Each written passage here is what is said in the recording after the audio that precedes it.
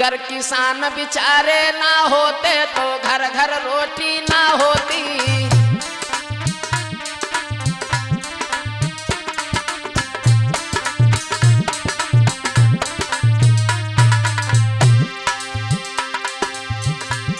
किसान बेचारे ना होते तो घर घर रोटी ना होती।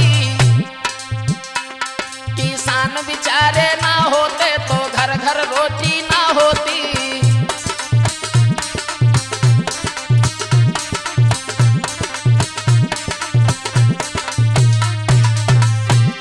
आज जो हमारे शहरों में लोग जो है मौज मस्ती से जी रहे हैं, बढ़िया बढ़िया व्यंजन बना कर के खाते हैं। अगर हमारे गरीब किसान लोग नहीं होते तो अच्छे अच्छे पकवानों की बात कौन करे। याद रहे